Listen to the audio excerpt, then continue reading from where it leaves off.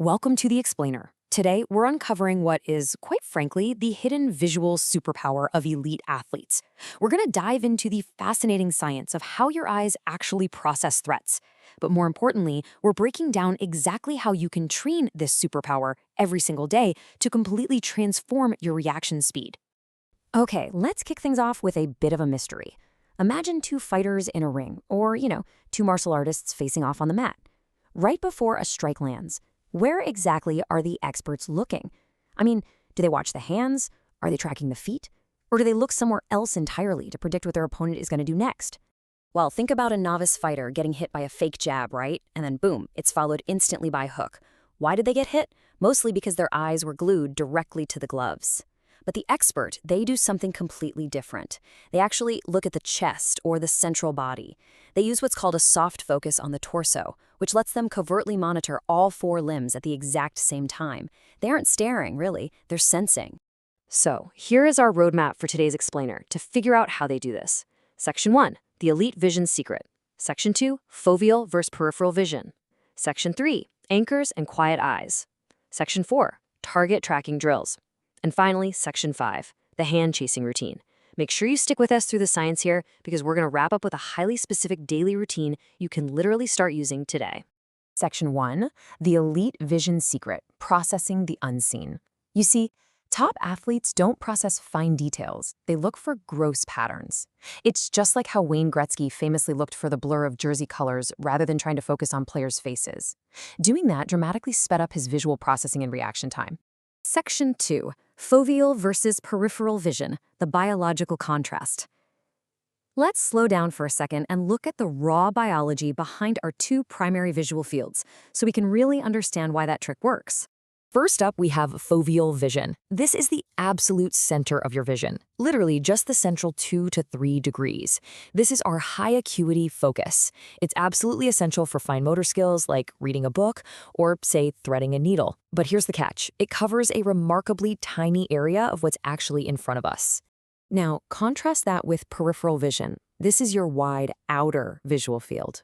It has very low acuity, meaning, yeah, it's pretty blurry, but it has incredibly high motion sensitivity. It detects movement almost instantly. The research notes from Doug Lemoff describe this perfectly.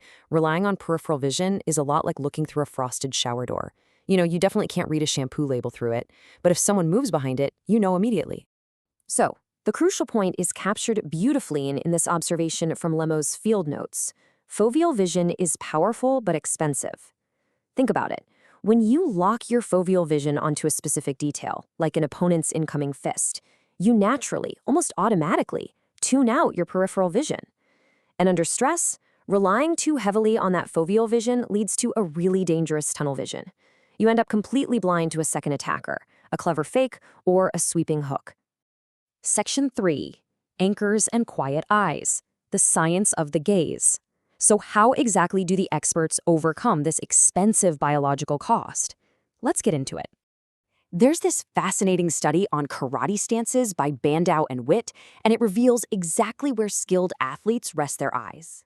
They actually use central body parts, like the chest or the pelvis, as an anchor, kind of like a visual pivot point. By resting their foveal gaze on a relatively still central area, they maximize their peripheral field. This allows them to easily perceive all the moving, occluded limbs out on the very edges of their vision.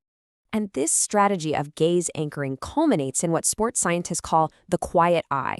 The quiet eye is this brief period of intense visual fixation, usually lasting anywhere from 300 milliseconds up to 3 seconds, right before you execute a motor action.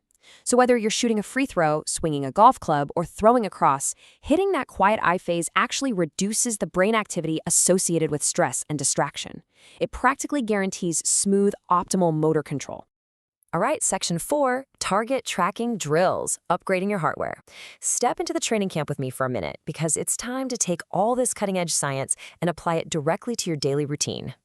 Before we get into the physical drills, you've got to understand that what we're really doing here is training your saccadic vision. Saccadids are those rapid, somewhat jerky eye movements that shift your gaze from one point to another.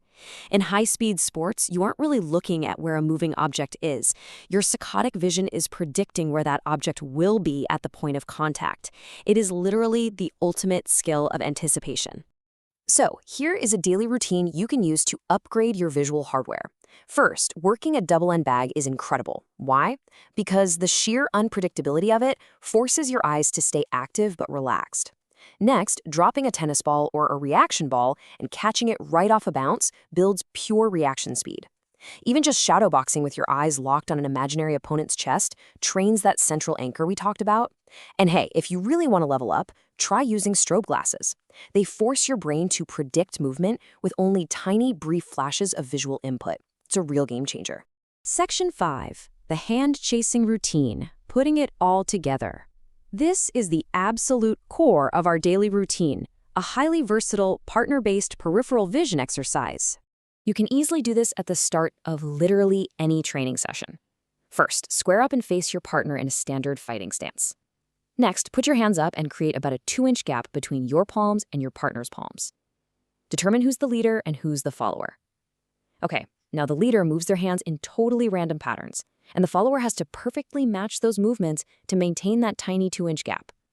This drill is incredible because it forces the follower's brain to rely completely on the peripheral field to recognize patterns long before they fully materialize.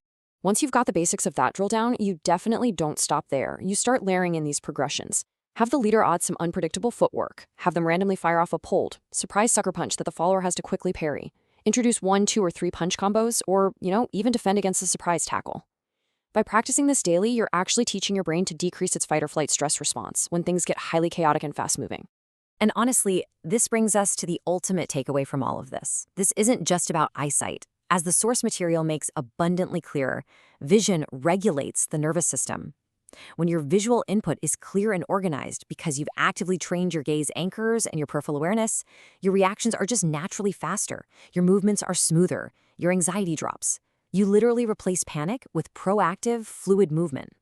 So as you head into your next training session, I want you to ask yourself this one provocative question. Are you looking too closely to see what's actually coming? Remember to pull back, soften your focus, and really expand your awareness. Start incorporating these tracking and hand-chasing drills into your daily routine and just watch how much the game slows down for you. Thanks for joining me on The Explainer.